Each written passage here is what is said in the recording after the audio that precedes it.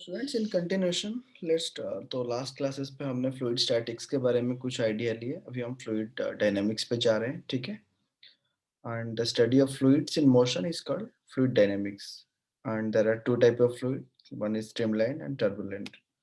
सो अगर हम streamline flow की बात करें, ठीक है, the fluid flow is said to be streamline. Streamline है तो फिर उसको स्टेडी फ्लो भी कहते हैं, right. It may be also steady if at any given point the velocity of each passing fluid particle remains constant in time, ठीक है। मतलब ऐसा है कि मान के चलो यहाँ पर हमने ऐसे बना दिया कि एक फ्लूइड ऐसे फ्लो कर रहा है, मैंने इस पॉइंट पे लिया वेलोसिटी, इस पर्टिकुलर वेलोसिटी पे जो भी पार्टिकल आता है, इस पर्टिकुलर वेलोसिटी पे जो भी पार्टिकल आता है, कोई भी एक पर्टिकुलर पॉइंट पे, right, the velocity of the fluid at any point does not very with time, तो then only we can say the fluid is steady. And the steady flow is also called as streamlined or laminar flow. And the velocity at different points may be different. But उसी point पे जितने भी particles आएंगे, मतलब v1 जिस point पे है वहां पर वेलोसिटी कांस्टेंट रहेगा, v2 पे जो वेलोसिटी v2 पे वो भी कांस्टेंट रहेगा, v3 उसी पर्टिकुलर रीजन पे वेलोसिटी कांस्टेंट रहेगा, तब कि v1 v2 v3 एक होने का चांसेस नहीं है, मतलब that is not the point of discussion, ठीक है। तो अगर इसको हम देखेंगे तो ये बोला जा सकता है कि the velocity of the particular particles may change but it moves from one point to another point, तो चेंज ही हो जाएगा ना, but each particle follows a smooth path and the path of the particles don't cross each other, और ये path taken by the fluid particle under steady state is flow is streamlined, right? It is defined as the curve whose tangent at any point in the direction of the fluid velocity at that point, जो curve हम ले रहे हैं वहां पर एक tangent बनाओ that with the fluid velocity at that point। और अगर हम थोड़ा बताएं कि कैरेक्टरिस्टिक्स ऑफ स्ट्रीमलाइन फ्लो की क्या क्या कैरेक्टरिस्टिक्स होना चाहिए, तो a tangent at a point on the streamline give the direction, अगर कहीं पे आप एक टेंजेंट बना दो कर्व पे तो वो हमें डायरेक्शन दिखाएगा, right. And two streamline never intersect each other, अगर यहाँ पर एक हो रहा है तो ये दूसरा उसको इंटरसेक्ट नहीं करेगा, ठीक है। और नेक्स्ट अगर हम टर्बुलेंट फ्लो के पास आते हैं, right, let's go for turbulent flow. ये तो स्ट्रीमलाइन फ्लो के बारे में हुआ, अगर हम टर्बुलेंट फ्लो की बाद में बात करेंगे, अगर टर्बुलेंट फ्लो की बात करेंगे, ठीक है, let's say about turbulent flow, the flow of the fluid in which the velocity of the all the particles crossing a given point is not same and the motion of the fluid becomes disorderly or irregular is called turbulent flow, right? turbulent flow मतलब क्या होता है, इससे पहले जब हमें देखे कि वेलोसिटी उसी पॉइंट पे जो भी पार्टिकल आ जाएगा उसका वेलोसिटी v1 हो जाएगा, बट टर्बुलेंट फ्लो में ऐसा नहीं होता है, राइट। टर्बुलेंट फ्लो में ऐसा नहीं होता है, that means the flow of fluid, right, the flow of fluid in which velocity of all particle in which velocity of all particles crossing a given point, velocity of all particle crossing a given point, crossing a given point is not same, is not same, and the motion of the fluid becomes disorderly or irregular is called turbulent flow, and the motion of the fluid and the motion of fluid becomes disorderly or irregular is called turbulent flow। वैसे आप लिख सकते हो is called turbulent flow, है ना, इसको हम turbulent flow कहते हैं, राइट। और इसी के साथ हम नेक्स्ट चलते हैं इक्वेशन ऑफ कंटिन्यूटी पे, मतलब it is equation of continuity, next part जो हमारा आता है नोट्स की, right, equation of continuity, right, giving equation of continuity, उसके बारे में जानते हैं। मैंने असाइनमेंट ऑलरेडी दे चुका हूं, तो आप इस पे क्वेश्चंस जो मैं सब चैप्टर्स पढ़ाते जा रहा हूं एक चैप्टर्स की, आप क्वेश्चंस करते रहो और मुझे डाउट भेजते रहो, राइट। फिर तभी जाके आपको पूरा चीज समझ पे आ गया कि मैं क्या और किस स्ट्रेटेजी पे पढ़ा रहा हूँ, राइट। और ये जो इक्वेशन ऑफ कंटिन्यूटी है, it is based on the conservation of mass, based on, right, it is based on conservation of mass, correct, it is based on conservation of mass. मतलब according to it, for an ideal tube, mass entering per second is equal to mass leaving per second। कोई भी एक ideal tube के लिए जो incompressible हो और, ठीक है, mass entering per second, right, mass entering per second is equal to mass leaving per second, is equal to mass leaving per second. उसका मतलब ये है कि स्टूडेंट, मतलब ये जो मैंने जो बताया ना कि आइडियल आइडियल की केस होता है कि मतलब ये जो फ्लूइड है, मतलब जो लिक्विड हम लिए हैं में, तो दैट इज आइडियल लिक्विड किसको बोलते हैं, इनकम्प्रेसिबल। जबकि हम प्रेशर देने से थोड़ा मॉलिक्यूलर कॉन्फ़िगरेशन में चेंज आके वो कंप्रेस हो जाता है, बट दैट इज इनकम्प्रेसिबल। और नॉन विस्कस, विस्कोसिटी के बारे में हम पढ़ेंगे आने वाले क्लासेस पे, जस्ट एक दो लेक्चर के बाद, ठीक है, इनकम्प्रेसिबल एंड नॉन विस्कस। तो उस पे जब जा रहा है, मतलब अगर हम एग्जाम्पल की तरह उसको देखें तो आप ये भी देख सकते हो, हमने यहाँ पर एक ले लिया ऐसे, और यहाँ पर हमने एक ले लिया ट्यूब, राइट। तो यहाँ से ऐसे ही, मतलब पाइप का क्रॉस सेक्शन जो है वो वेरी हो रहा है, राइट। तो मान के चलो यहाँ पर V1 वॉल्यूम के लिक्विड जा रहा है, और यहाँ से V2 वॉल्यूम के लिक्विड जा रहा है। और लिक्विड क्या होता है कि इसका आप एक काम करो, जस्ट यू टेक, इसका आप एरिया A1 ले लो, इसका एरिया आप A2 ले लो। प्रेशर जब यहाँ पर था तो P1, pressure at this point में भी P2, राइट। तो ये ऐसा कहता है कि at every point of the tube A1 V1 is equal to A2 V2। मतलब एक्चुअल में क्या है कि अगर हम सेम लेवल पे देखेंगे तो हम उसका डेरिवेशन भी है, बट डायरेक्टली हम चलते हैं।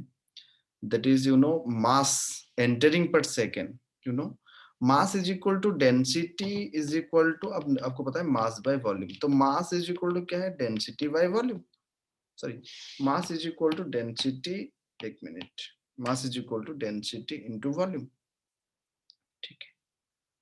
और आपने यहाँ पर क्या किया कि पर सेकेंड आपने वहां पर ले लिए, पर सेकेंड ले लिए दोनों साइड पे। सो हम ये कह सकते हैं कि अगर हम यहाँ पर देखेंगे तो इसका जो प्रेशर ρ1 था, इसका डेंसिटी ρ2 था। अगर हम देखेंगे तो ρ1 A1, मतलब जो एरिया हम लिए हैं, राइट, यहाँ पर हम n ρ1 A1 V1 is equal to ρ2 A2 V2, ठीक है। और यहाँ पर आपने इनकम्प्रेसिबल लिक्विड ले लिया, मतलब डेंसिटी में कोई बदलाव नहीं आएगा, तो ρ1 इज इक्वल टू ρ2, तो दोनों कैंसल आउट हो जाएगा। तो आप यहीं से डायरेक्टली लिख सकते हो A1 V1 is equal to A2 V2। मतलब इसका ये मतलब है कि ए भी इज इक्वल टू कांस्टेंट। सो यहीं से कहीं पे अगर हम देखेंगे वेलोसिटी, अगर हम देखेंगे यहाँ पर जो लिक्विड V1 वेलोसिटी पे एंटर कर रहा है, वहां से V2 वेलोसिटी से जा रहा है, राइट। तो A1 V1 is equal to हम क्या कर सकते हैं,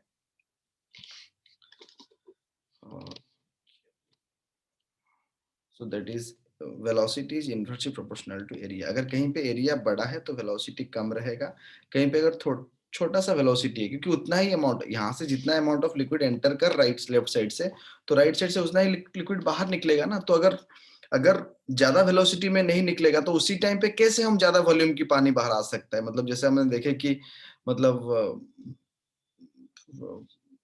अगर dt टाइम में देखें कि मास ऑफ द फ्लूइड जो फ्लो कर रहा है, that is interval of dt में अगर देखेंगे तो that is A1 V1 rho delta t, A2 V2 rho delta t, दोनों साइड पे हमने ले लिए सेम, राइट। और ये होता है हमारा इक्वेशन ऑफ कंटिन्यूटी। तो इसको आपको याद रखना होगा। और इलस्ट्रेशन पे हम ये देख सकते हैं कि वेलोसिटी ऑफ ए लिक्विड जब ग्रेटर होता है नैरोअर ट्यूब में compare to the velocity of liquid in broader tube, right.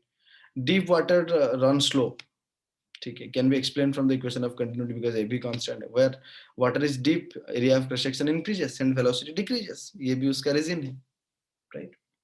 और ये रहा हमारा स्ट्रीमलाइन फ्लो, टर्बुलेंट फ्लो और इक्वेशन ऑफ कंटिन्यूटी के बारे में।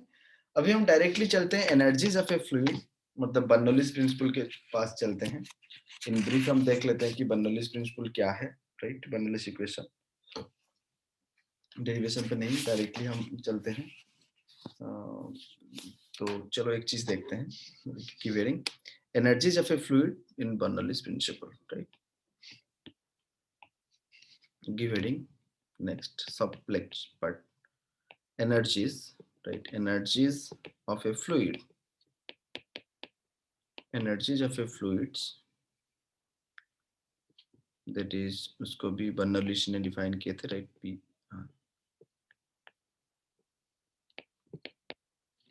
बर्नौलीज प्रिंसिपल, है ना? चलो देखते हैं बर्नौलीज प्रिंसिपल क्या है। Student, a fluid possesses three types of mechanical energy. वहीं से शुरू करते हैं, right? A fluid, flowing fluid, right? A fluid possesses three types of mechanical energies. Three types of mechanical energies. Right? A fluid possesses three types of mechanical energy. एक एक करके हम देख लेते हैं। Number one, right? Kinetic energy.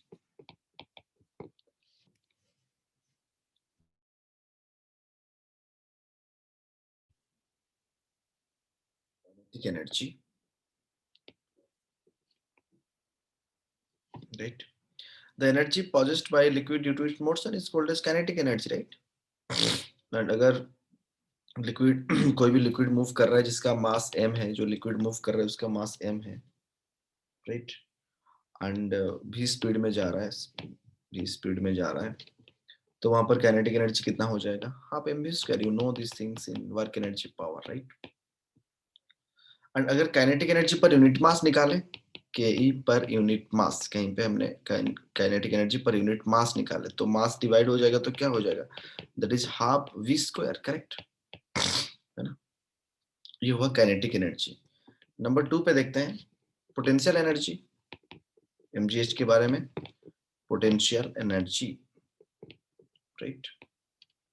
Potential energy क्या है? The gravitational potential energy of liquid of mass m at height h। कहीं पे भी आप एक लिक्विड के ये ले सकते हो, तो मान के चलो रेफरेंस लेवल से कुछ h हाइट पे लिक्विड है, राइट? आपने यहाँ पर ले लिए कि ये क्रॉस सेक्शन में h हाइट पे लिक्विड है, करेक्ट? तो वहां पर क्या हो जाएगा? The gravitational potential energy, that is mgh, you know. और अगर हम यहाँ पर gravitational potential energy per unit mass निकाले, right? Right, gravitational potential energy per unit mass, gravitational potential energy, just a minute.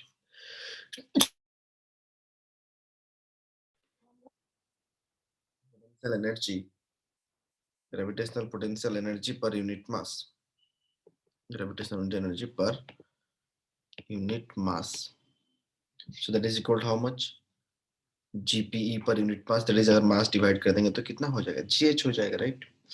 फिर नंबर 3 पे चलते हैं, जो तीन तरह की एनर्जी जब लिक्विड फ्लो करता है उस पर रहता है। Next is pressure energy. क्या है? प्रेशर एनर्जी, राइट, है ना? तो प्रेशर एनर्जी पे मतलब pressure, you know, the energy possessed by a liquid by virtue of its pressure is called pressure energy. And pressure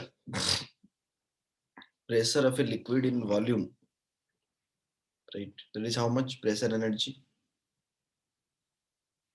अगर प्रेशर निकालेंगे तो pressure is equal to how much? Pressure is equal to force by area, you know that one, right? अगर हम pressure energy निकालेंगे तो हम देखेंगे पूरा लिक्विड पे,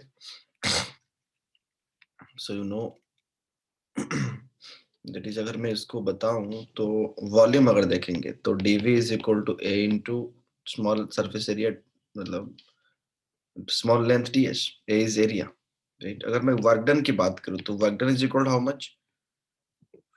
Work is equal to force into displacement, right? And force is equal to pressure into area into displacement, so that is p into dv, so that is the work done or not? Getting my point? तो यहीं से आप relate कर सकते हो। अगर आपको कहीं पे बताया गया है कि pressure energy in a liquid of liquid in volume, that is equal to, अगर हम pdv की बात करेंगे, ठीक है, और pressure energy per unit mass of the liquid, right? हमने क्या निकाले? अगर मैं बताऊं यहाँ पर pressure energy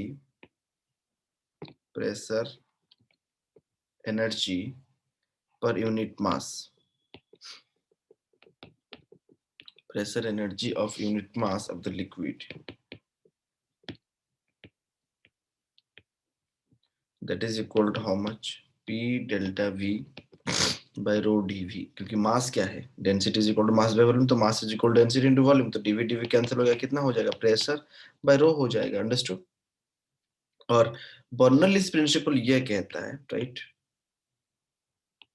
Bernoulli's principal,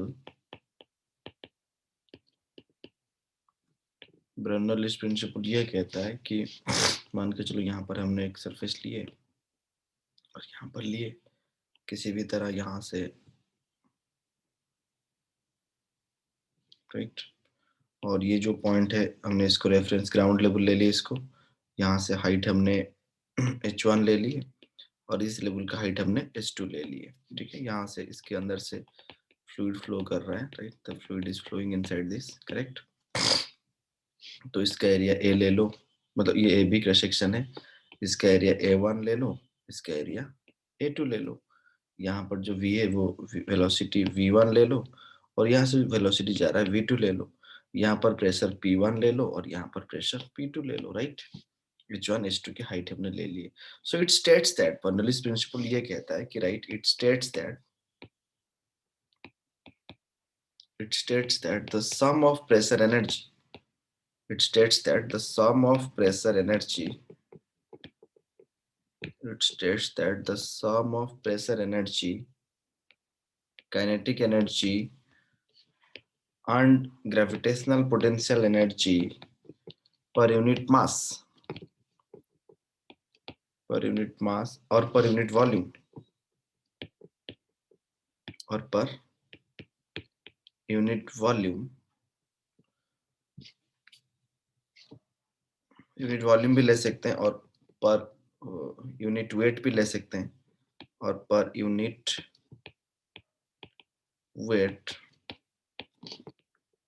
is always constant,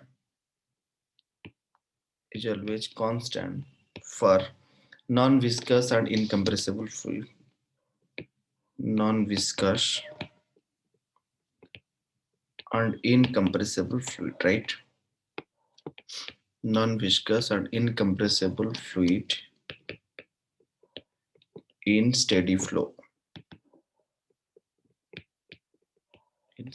right, मतलब P by rho पर मास की बात हो रहा है, half V square per unit mass kinetic energy plus अभी निकाले potential energy per unit mass GH is equal to how much? Constant. ठीक है, इसे हमने ले लिया ऐसा। और अगर पर यूनिट वेट करेंगे तो वेट मतलब mg डिवाइड करेंगे, फिर g डिवाइड करना पड़ेगा, तो क्या हो जाएगा? P by rho g plus V square by 2g, और ओनली g डिवाइड करने से h रहेगा, दैट इज आल्सो कांस्टेंट। तो ये भी एक बर्नौलीज इक्वेशन का फॉर्म है, ये भी एक Bernoulli's equation per unit weight का फॉर्म है, right. And this Bernoulli's statement is in the dimension of length, आप देख सकते हो ये हाइट लिखा है, राइट। पर h is called the gravitational head, यहाँ पर आप जो देख रहे हो this h is called gravitational head, right? Get acquainted with the notations. That is gravitational head. और ये जो क्या है? That is velocity head. That is velocity head. और ये क्या है? Pressure head.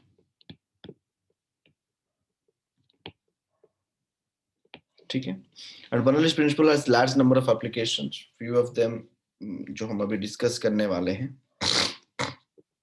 चलो देखते हैं, एक पहले शुरू करते हैं स्पीड ऑफ एफ्लक्स के बारे में, राइट। और फिर देखेंगे स्पीड ऑफ एफ्लक्स से किस तरह की क्वेश्चंस पूछा जाता है, जो ऑलरेडी पूछा गया है उस सारे चीज को आपको दिमाग पे पहले रख लेना है, ताकि अगर क्वेश्चन जाए तो फिर बेसिक डेरिवेशन पे टाइम वेस्ट ना करके हम डायरेक्टली क्वेश्चन को अप्रोच कर सकते हैं, राइट। तो एक एप्लीकेशन पे हम देखते हैं नेक्स्ट की हेडिंग स्पीड ऑफ एफ्लक्स, और उसको टर्सेली लॉ भी कहते हैं, है ना। नेक्स्ट की heading speed of efflux, the speed of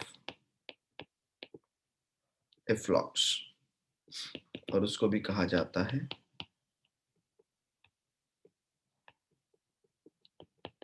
टॉर्रिशेलिस law. चलो देखते हैं कि वो लॉ क्या है ऐसा। What is that law? Let's see. Students, हमने यहाँ पर एक टैंक ले लिया, right? Just to get tank over here. मतलब टैंक मतलब ऐसा है कि अगर हम देखेंगे तो ये ऐसा हमने हटा दिया, राइट?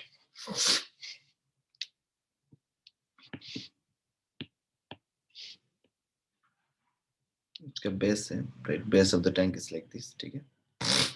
पानी भरा हुआ है यहाँ पर, इस पर्टिकुलर लेवल तक पानी भरा हुआ है, राइट? ठीक है। और अभी हमने क्या किया कि एक होल बनाया जिसका एरिया ए है। यहाँ से हमने एक होल बना दिया, करेक्ट? लाइक दिस हमने यहाँ से एक होल बना दिया, आप देख सकते हो साइड से हमने एक होल बनाया। जिस होल का एरिया, ये जो होल हमने बनाया, तो that hole area is equal to A, right? है कि नहीं? एंड क्रॉस सेक्शनल एरिया जो टैंक की है, that cross sectional area of the tank is A, ठीक है? And it's at a depth, जो होल हमने बनाया, यहाँ से जो होल हमने बनाया, राइट? ये जो है यहाँ से एच हाइट से ऊपर, वहां उस लेवल से हमने एच हाइट से ऊपर से होल बनाया, राइट? है ना? जबकि पूरा फ्लूइड का जो है हाइट एच तक था, बेस तक। और the liquid comes out with A velocity, यहाँ से लिक्विड जो है वो इस तरह से कुछ पर्टिकुलर वेलोसिटी में लिक्विड आएगा ना, जब था तो ये गिरेगा नीचे। बट दिस जिसने लिक्विड में वो आएगा, that is known as VE, that is known as speed of efflux, that is known as speed of efflux, right? That is known as speed of efflux, है कि नहीं? और इसको हम Bernoulli's principal apply करके ही निकाल सकते हैं। Can be obtained by applying Bernoulli's theorem, right? And आप यहाँ पर देख सकते हो कि दैट वेलोसिटी,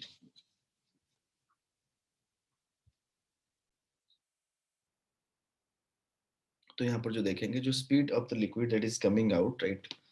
आप यहाँ पर सरफेस पे पूरा total energy per unit volume of the liquid, यहाँ पर टोटल एनर्जी निकालो, right? Total energy per unit volume of the orifice यहाँ पर जो आ रहा है, मतलब kinetic energy, potential energy, pressure energy. यहाँ पर तो लिक्विड लेवल रेस्ट पे है ना, तो काइनेटिक एनर्जी जीरो है। पोटेंशियल एनर्जी कितना है? रो जी एच है। प्रेशर एनर्जी तो एटमॉस्फेरिक प्रेशर, रो नॉट। उसको जब इक्वेट करेंगे ऑरिफिस के पास तो पोटेंशियल एनर्जी नहीं है, बॉडी मूव कर रहा है, तो एक काइनेटिक एनर्जी और एक प्रेशर एनर्जी, तो यहाँ पर भी एटमॉस्फेरिक प्रेशर आ जाएगा, राइट? जब दोनों को इक्वेट करेंगे और बैलेंस कर देंगे दोनों को, एनर्जी सेम रहेगा। तो इस केस पे जो ऑरिफिस का मतलब जो वेलोसिटी है, that will get it root under 2gh, right? That is known as speed of efflux, correct? और सबसे बड़ी बात यह है कि अगर हम इसको एग्जैक्ट वैल्यू अगर देखेंगे, तो exact value will be root over of 2gh into root over of s square, मतलब बेस ऑफ द टैंक का square, by s square minus hole का एरिया का स्क्वायर। तो ये मेरा एग्जैक्ट फॉर्मूला है। बट अगर यहाँ पर जो लिक्विड के ऑरिफिस की जो होल है, that is very very, the area is very very less than as compare to the base of the liquid, right? तो वहां पर हम क्या कर सकते हैं कि उसको नेग्लेक्ट करके स्पीड ऑफ द मतलब वीई को हम रूट अंडर 2gh ले सकते हैं, right? That is the assumptions that we have made, ठीक है? और the speed of the liquid coming out through a hole at a distance h below, हमने जो डिस्टेंस यहाँ पर लिए है वो डिस्टेंस h है, राइट? तो इट दैट इज मतलब जब जब कोई बॉडी फ्रीली फॉल करता है ना, तो जब फ्रीली कोई बॉडी फॉल करता है under the action of gravity h height से, तो कितना वेलोसिटी होता है वहां पर? रूट अंडर 2gh ना? Yes or no? V square is equal to 2gh or not? You remember or forget motion in straight line, right? So that is equal to the velocity acquired by the object falling freely through the vertical distance. So this is known as Torricelli theorem, right? So ये जो है इसको हम कहते हैं, right? मतलब आप यहाँ पर लिख सकते हो the speed of the liquid, right? The speed of liquid, right? The speed of liquid coming out, the speed of liquid coming out through a hole A, right? A लिए है a distance h below, right? A distance h below the surface, h below the surface is equal to is equal to that is equal to that is equal to that acquired by is equal to that acquired by an object falling freely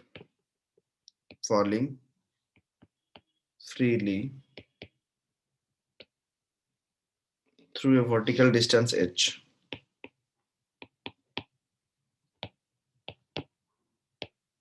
Through a vertical distance h.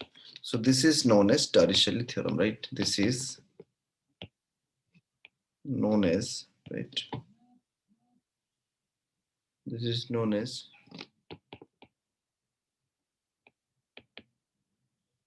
Torricelli's law, right? This is known as Torricelli's law. You can note it. ठीक है. और इसके regarding जो question पूछा जाता है, right, मैं directly हम उसको डिराइव कर सकते हैं, बट फिलहाल हम कुछ एग्जांपल्स ले सकते हैं उसके रिगार्डिंग जो क्वेश्चंस पूछा जाता है, right, frequently asked question on that basis. कि मान के चलो क्या हुआ कि लिक्विड का लेवल जो है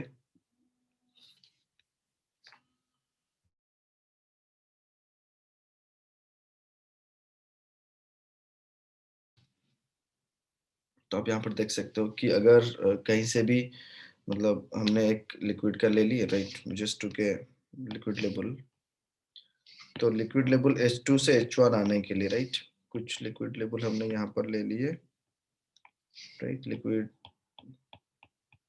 मान के चलो लिक्विड लेवल पहले कुछ H1 पे था और H2 पे आ गया अभी, राइट, तो यहाँ पर हम लिख सकते हैं time taken by the water, right, कुछ भी एक कॉन्सेप्ट करके क्वेश्चन को ले सकते हैं हम, right, time taken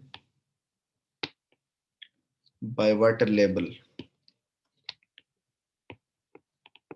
time taken by water level to fall from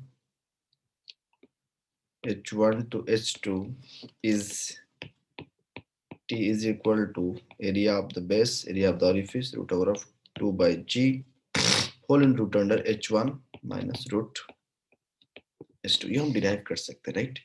और time taken to completely empty अगर पूछा गया है, राइट, अगर उसी ने वहीं पे पूछा time taken, we can derive this one too.